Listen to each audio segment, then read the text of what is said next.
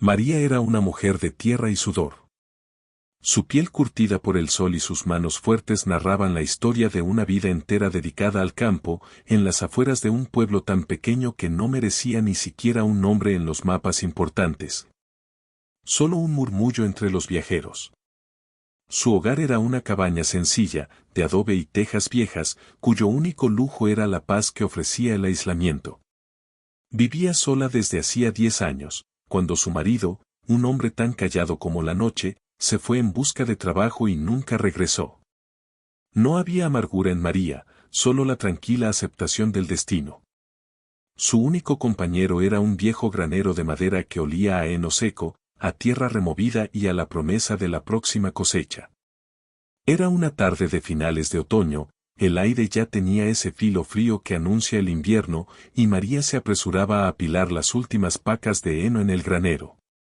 El sol comenzaba a teñir el horizonte de naranjas y morados, un espectáculo fugaz que ella se permitía admirar por unos segundos antes de volver a su faena.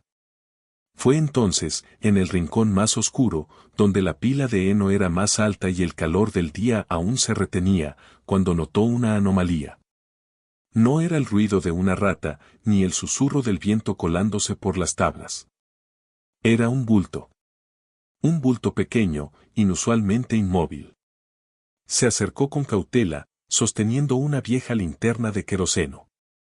Al levantar una de las mantas de arpillera que cubrían el montón, el corazón se le detuvo. No era un animal. Era una niña. Tendría, a lo sumo, unos 5 o 6 años.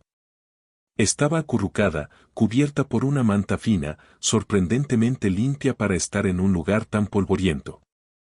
Su rostro era una obra de porcelana sucia, enmarcado por unos rizos castaños que ahora estaban pegados por el sudor. Dormía con la exhausta profundidad de quien ha caminado demasiado y llorado hasta el cansancio. Junto a ella, había solo un pequeño zurrón de tela y una muñeca de trapo con un solo ojo de botón. El granero, que siempre había sido un lugar de trabajo para María, se transformó de repente en un santuario improvisado, un lugar de una vulnerabilidad insoportable. María sintió un escaldón en el pecho, una mezcla de terror y una ternura primitiva. No la despertó. En cambio, se arrodilló lentamente, depositó la linterna y rozó con sus dedos ásperos la frente de la niña. Estaba fría. Ligeramente febril. La campesina, acostumbrada a la soledad, se encontró de golpe ante una responsabilidad que superaba con creces el cuidado de sus gallinas o el arado de la tierra. ¿Quién la había abandonado? ¿Por qué la habían dejado en un lugar tan remoto, sin comida, sin abrigo adecuado? La lógica del campo era cruel, pero nunca arbitraria. Este abandono se sentía deliberado y desesperado. Con la delicadeza de una tejedora, María envolvió a la niña por completo en una de sus gruesas capas de lana y la levantó en sus brazos. Era ligera, demasiado ligera. Su peso era el de una rama seca, no el de un ser vivo. Al sostenerla, sintió que no solo cargaba un cuerpo, sino también un misterio y, quizás, un peligro. Entró en su pequeña cabaña, la recostó en su propia cama, la única de la casa, y encendió un fuego en la chimenea. Mientras preparaba un caldo de verduras y una infusión caliente para el momento en que despertara, María no podía dejar de mirar el rostro dormido de la niña. Algo en esa tez fina, algo en el corte de esa manta que la cubría y que parecía de una seda desgastada, no encajaba con la dura realidad de una niña perdida del pueblo. Esta niña venía de otra parte, de un mundo que María solo conocía por los rumores lejanos. Y ese pensamiento, ese presentimiento, fue el primer escalofrío que le anunció que su vida tranquila había terminado para siempre. Cuando la niña finalmente despertó, lo hizo sin sobresaltos ni gritos, sino con la lentitud de un animal que sale de la hibernación.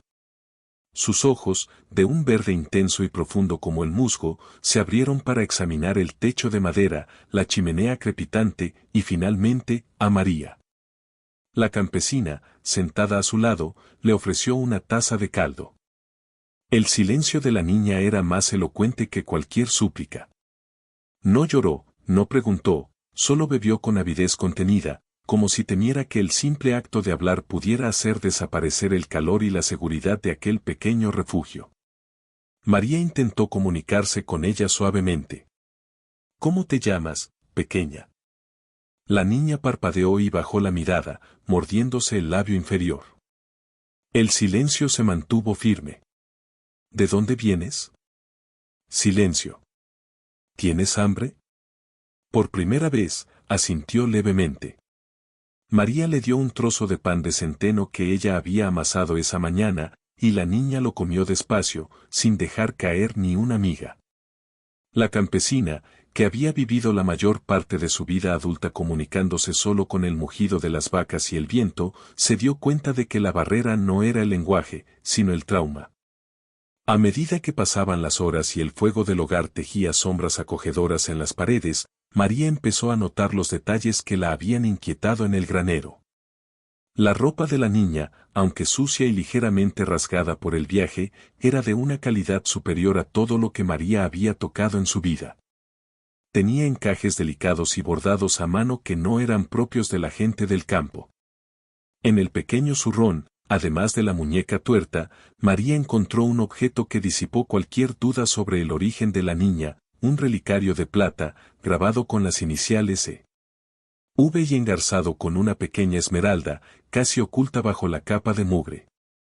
El pueblo más cercano estaba a medio día de camino, y nadie en kilómetros a la redonda poseía joyas de ese calibre. La niña venía de la ciudad, de la aristocracia, o al menos de una clase social que nunca se mezclaba con el olor a estiércol de vaca. María decidió, por el momento, llamarla Elena, basándose en la inicial E del relicario. La presencia de Elena impuso un nuevo ritmo en la cabaña. María ya no podía hacer sus labores con la despreocupación de antes. Tenía que inventar excusas para sus raras visitas al pueblo, por miedo a que los chismosos notaran que ya no estaba sola. La niña, a pesar de su mudez, era inteligente. Observaba cada movimiento de María, y una tarde, mientras la campesina preparaba la cena, Elena tomó un trozo de carbón y dibujó en el suelo de tierra apisonada. No dibujó flores o casas, sino el perfil de un hombre con un bigote grueso y una expresión severa, con un trazo sorprendentemente maduro. Luego, tachó el dibujo con rabia y lo cubrió con sus pequeños pies.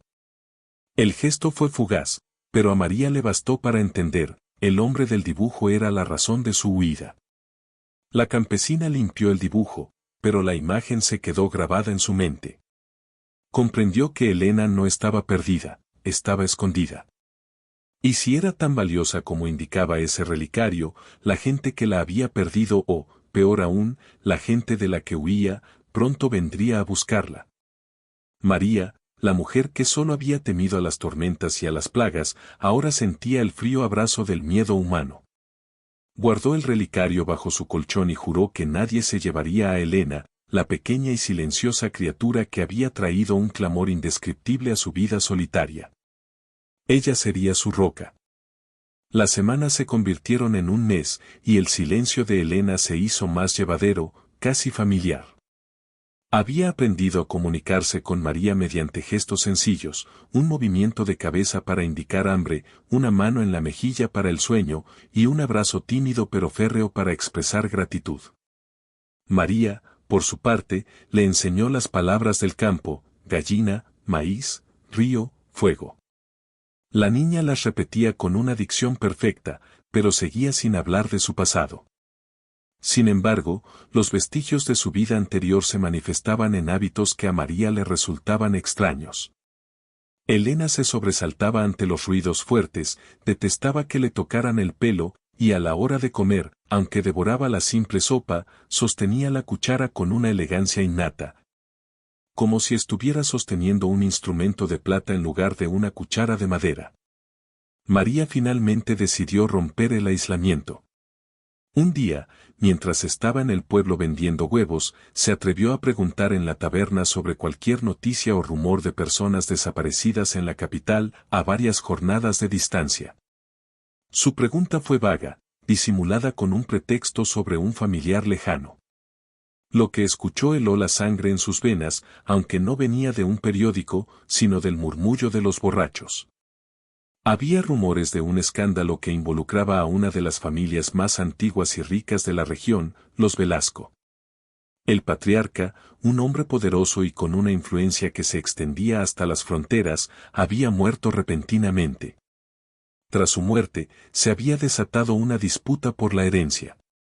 El detalle clave, el que hizo que María sintiera un sudor frío, fue el comentario casual de un arriero: dicen que el hermano menor, el que busca quedarse con todo, ha desaparecido a la única nieta legítima del viejo. Una niña llamada Eugenia o Elena, que al parecer fue vista por última vez con una criada. Pobre criatura, se la tragó la tierra. Eugenia o Elena. V del relicario. La imagen del hombre de bigote que Elena había dibujado se superpuso con el retrato de la codicia y el poder. La verdad no era que Elena estuviera abandonada, la habían desechado para asegurar una fortuna. Era una pieza de un ajedrez mortal, y el granero de María se había convertido, sin quererlo, en el último escondite del peón. Al volver a la cabaña, María miró el relicario con nuevos ojos. Ya no era una joya, sino una marca de condena, un faro que podría guiar a los cazadores. Esa noche, mientras Elena dormía a su lado, María se atrevió a desatar el nudo de su silenciosa desesperación. Se sentó junto a la chimenea y sacó un paquete de cartas viejas de su baúl, el único recuerdo de su marido. Leyó la última, donde él le prometía volver pronto, una promesa que el destino había roto. Ella había guardado ese dolor, esa soledad, durante años. Pero ahora, ante el peligro palpable que acechaba a Elena, su propia pena se desvaneció, reemplazada por una rabia feroz. La niña no tenía a nadie más. Los Velasco, por lo que el arriero había insinuado, estaban dispuestos a todo por dinero, incluso a eliminar a una niña inocente. María, que había vivido su vida siguiendo las reglas sencillas de la cosecha y la siembra, se dio cuenta de que ahora estaba jugando en un juego sin reglas, donde las vidas se medían en hectáreas y billetes. Su corazón se encogió no de tristeza, sino de la tensión del acero. El invierno se instaló con una crudeza inesperada. La nieve caía sin cesar, cubriendo el camino y transformando el paisaje en una inmensidad blanca. Este aislamiento forzoso era una bendición y una maldición. Bendición porque dificultaba que alguien de la ciudad llegara a su remota granja, maldición porque hacía casi imposible que María hiciera las provisiones necesarias sin despertar sospechas. El rumor del pueblo sobre la niña desaparecida de los Velasco crecía, no como una noticia, sino como una leyenda local, adornada con detalles fantásticos de maldiciones y fantasmas. Una mañana, el sonido inconfundible de herraduras en la nieve rompió el silencio. María se levantó de golpe, sintiendo un nudo de hielo en el estómago. Rápidamente, tomó a Elena, que dormía profundamente, y la escondió bajo una pila de mantas en el granero, en el mismo rincón donde la había encontrado. Le susurró una sola orden: no hagas ruido, mi vida. Por nada del mundo. La niña, que ya entendía la gravedad de las situaciones por el cambio en la voz de María, asintió con sus grandes ojos verdes, sin emitir un sonido. Un hombre alto, vestido con un abrigo de lana fina y botas de cuero pulido, se detuvo frente a la cabaña. Su atuendo, impecable y ajeno al barro, gritaba ciudad. Su rostro, con un bigote grueso que María reconoció de inmediato del dibujo de Elena, era severo y poseía una autoridad inquietante. Era él, el hombre que Elena temía, el tío y el cazador. La campesina salió a su encuentro, envolviéndose en su chal. Buenas tardes, señora, dijo el hombre, su voz era profunda y pulida, pero carente de calidez. Me llamo don Ramón Velasco. Soy un viajero que busca una propiedad que he heredado por esta zona. María mantuvo su rostro impasible, ofreciendo el cansancio y la lentitud propios de una mujer de campo. No hay nada por aquí, señor. Solo mi tierra y el río. Ramón Velasco sonrió, pero sus ojos no. Quizás pueda refrescar mi memoria. ¿Ha visto por casualidad a una criada? Una mujer joven que podría haber estado viajando con una niña pequeña, de unos 5 o 6 años. El corazón de María martilleaba contra sus costillas. Criadas, por aquí, señor, respondió lentamente, señalando el horizonte, solo siervas del arado. Y niños, todos los conozco, de la aldea, y son hijos de aquí. El hombre no se inmutó. Empezó a pasear lentamente por el patio, sus ojos recorriendo cada detalle, el pozo, la leñera, la entrada del granero. Era un depredador marcando territorio. Dicen en el pueblo que usted es una mujer de pocas visitas, señora. ¿Vive sola? María asintió. Desde hace 10 años, señor. Velasco se acercó a la puerta del granero, y el aliento se le cortó a María en la garganta. Estaba a pocos metros de la pila de heno. Su granero parece bien surtido, comentó Velasco, casi para sí mismo. Parece un lugar lo suficientemente cálido para esconderse del frío. Por un instante, María sintió el impulso de confesar, de suplicar piedad, pero recordó el miedo mudo en los ojos de Elena. La ira le dio valor. Es la bendición de mi trabajo, señor. Y no tengo tiempo para charlar. Hay trabajo que hacer. Si no va a comprar nada, le ruego que se retire. Su tono, áspero y final, sorprendió a Velasco. El hombre la miró fijamente, con la sospecha evidente en su rostro. Por supuesto, señora. Le deseo buena suerte con su cosecha. Si por casualidad ve algo, tiene mi palabra de que será recompensada generosamente. Velasco subió a su caballo y se fue, pero María supo que la visita no había terminado. Su despedida era una amenaza envuelta en cortesía. María esperó media hora después de que el sonido de la cerradura se desvaneciera por completo antes de ir al granero. Elena estaba exactamente donde la había dejado, acurrucada, pero despierta, con los ojos llorosos por el miedo contenido. Cuando María la abrazó, la niña se aferró a ella con una fuerza desesperada y, por primera vez, habló. No fue una frase, sino una sola palabra, suave y llena de pavor: tío. Esa noche, incapaz de conciliar el sueño, María tomó la linterna y regresó al granero. Sabía que Velasco regresaría, quizás con más gente, y que ella debía anticiparse. Buscó en la paca de heno que había servido de cama a la niña, buscando cualquier otro indicio. No encontró nada más de la niña, pero sus manos tropezaron con algo que no era heno ni arpillera. Era un sobre de cuero, escondido en la base de la pared, enterrado bajo una fina capa de tierra. Contenía una única carta, escrita con una caligrafía elegante y temblorosa. Era la confesión de la criada que había abandonado a Elena. La carta lo explicaba todo. La niña era, en efecto, la nieta legítima, Elena Velasco. Su padre, el hijo mayor, había muerto de una enfermedad repentina, y su abuelo, el patriarca, lo había seguido poco después. Don Ramón Velasco, el hermano menor, había forjado documentos para anular el testamento que dejaba todo a Elena, argumentando que la niña era ilegítima, fruto de una relación secreta. Pero había un problema, un codicilo oculto por el patriarca, que se activaría si Elena cumplía 7 años con vida. Ramón lo sabía, y había contratado a la criada para deshacerse de la niña. Pero la criada, en el último momento, no pudo matarla. En lugar de eso, la dejó con provisiones mínimas, eligiendo el granero de María al azar, esperando que el aislamiento la mantuviera a salvo hasta la fecha crucial. La criada concluía su misiva con una súplica desesperada, dirigida a quien encontrara a la niña: protégela. Él no se detendrá. En un mes, si vive, será la heredera de todo y estará a salvo de su monstruoso tío. Pero hasta entonces, es una sombra que debe desaparecer. Al leer la última línea, las lágrimas que María había contenido durante toda su vida, lágrimas de soledad y fatiga, finalmente se liberaron. La verdad era desoladora y desgarra, no por la maldad del mundo, sino por la injusticia que pesaba sobre una niña inocente, y por el hecho de que esa misma niña había sido arrojada a su regazo como una última esperanza. María ya no era una humilde campesina, era la única muralla entre la codicia y la vida. La recompensa prometida por Velasco no era por encontrar a su sobrina, sino por entregarla a su destino. Ella se había opuesto a la riqueza por un simple acto de honestidad.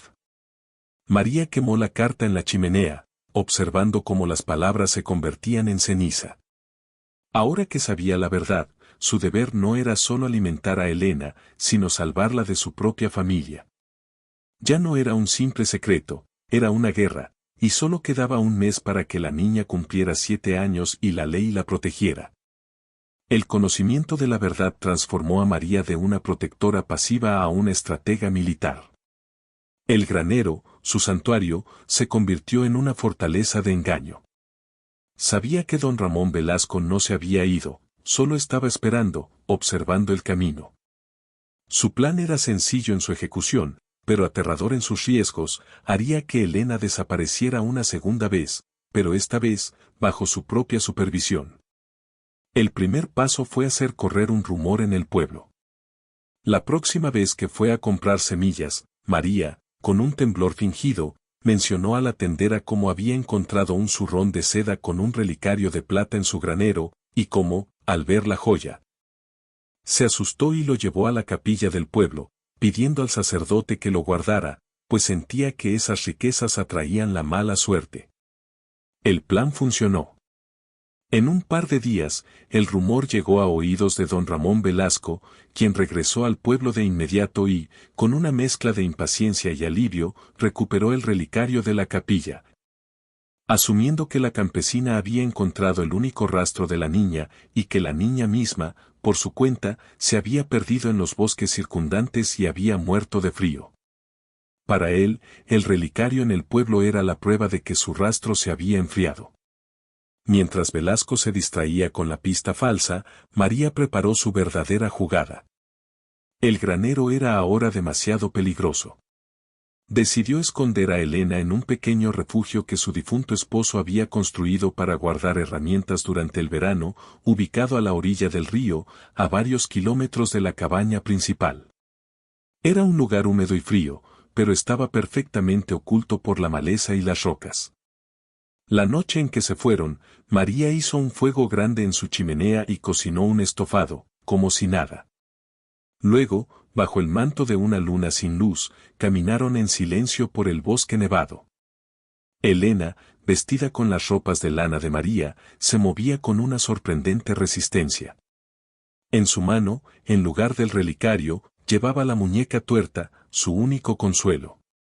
Al llegar al refugio, María dejó a Elena con una pequeña provisión de pan y queso, y le hizo prometer, con un tono solemne, que no saldría por nada del mundo, hasta que ella regresara. «Aquí estás a salvo, mi vida», le dijo, abrazándola con la fuerza de un juramento. El pacto fue silencioso y profundo. Elena, que había encontrado por fin una figura materna y una protectora, comprendió el sacrificio que María estaba haciendo. A partir de ese momento, la campesina iría y vendría bajo el velo de la noche, llevando comida y calor al refugio, mientras se presentaba en el pueblo con una calma imperturbable, asegurándose de que Velasco la viera sola, exhausta de su soledad. Era el juego de la supervivencia. María, con el alma desgarra por la mentira y el miedo constante, se obligó a sonreír a los vecinos, a trabajar más que nunca, a ser tan visible y corriente que su vida anterior a Elena se restableciera. Aunque solo fuera una fachada para engañar al hombre que acechaba en la distancia. Los días se arrastraban con una lentitud insoportable, cada hora un paso más cerca de la fecha límite. María vivía en una dualidad, de día, la humilde y solitaria campesina, de noche, la madre coraje, la sombra que cruzaba el bosque nevado para alimentar a su hija secreta. El granero, vacío y frío, se sentía como una tumba. Solo faltaban 3 días. Fue en ese momento de máxima tensión que don Ramón Velasco regresó. Esta vez, vino directamente a la cabaña de María, sin pretensiones.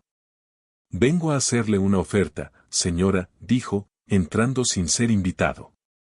Su rostro estaba tenso, había un rastro de desesperación en sus ojos, pues el plazo se acercaba y su plan se desmoronaba. Dicen que el relicario apareció en la capilla. Pero le digo una cosa, no se perdió solo. Si usted me dice dónde está la niña, yo le daré todo el oro que necesita para esta vida y la próxima. Piénselo. Una vida de trabajo duro a cambio de la verdad. María, de pie en el centro de su casa, lo miró sin parpadear. El miedo había sido reemplazado por la convicción.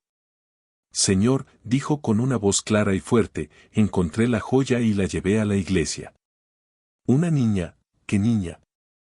Los niños se pierden en los caminos, pero no se quedan en el granero de una mujer que solo tiene pan duro. Debe buscar en otra parte. Y no quiero su oro. La verdad, señor, es que solo me interesa mi paz. Velasco se dio cuenta de que no cedería. Su cortesía se desvaneció, dejando al descubierto al monstruo. Usted es una necia, campesina, siseó. Si la ha escondido, la encontrará la ley. Y si no la ha escondido, le prometo que el río le devolverá su cuerpo. Nadie se interpone en mi camino. Y con esa última amenaza, se fue, con la promesa no de regresar, sino de enviar a otros. Esa noche, la noche antes de su 7º cumpleaños, María fue al refugio. Se sentó junto a Elena, iluminada por una vela. La niña se veía pálida y agotada, pero su espíritu estaba entero. María sacó un pequeño pastel de cumpleaños que había horneado a escondidas. Mañana, mi vida, le susurró, cumplirás 7 años. Y serás libre. Al día siguiente, un día soleado y sorprendentemente cálido, el notario del pueblo, un hombre de rostro serio y barba gris, apareció en la puerta de María, acompañado por el sacerdote. Venían buscando a Elena Velasco. María los condujo al refugio del río. Cuando Elena emergió, limpia y vestida con una de las mejores blusas de María, el notario, al ver el porte de la niña y la cicatriz en su mano, una marca de nacimiento que solo él, habiendo redactado el testamento, conocía, no tuvo dudas. El notario le explicó que, al cumplir los 7 años, el codicilo secreto había entrado en vigor. Don Ramón Velasco había sido arrestado por la falsificación del testamento. La pequeña Elena, la niña abandonada, era legalmente libre y la única heredera. Elena, ahora Eugenia, la legítima heredera, miró al notario y luego al sacerdote. Pero luego, se volvió hacia María, la campesina de manos ásperas que le había salvado la vida. Por segunda vez, Elena habló, pero esta vez, su voz era fuerte y clara. Mi casa es aquí, dijo, señalando el bosque y el refugio. Mi madre es ella. María sintió que el desgarro de la verdad se curaba con la dulzura de esa declaración. No había oro, ni palacios, ni títulos. Solo había un vínculo forjado en el heno, el miedo y el sacrificio. María sonrió. La verdad le había arrebatado su paz, pero a cambio, le había dado la única cosa que nunca se había atrevido a soñar, una familia. Y juntas, las dos regresaron a la cabaña, dejando el granero atrás, no como un lugar de abandono, sino como el lugar donde la vida de ambas había comenzado de nuevo.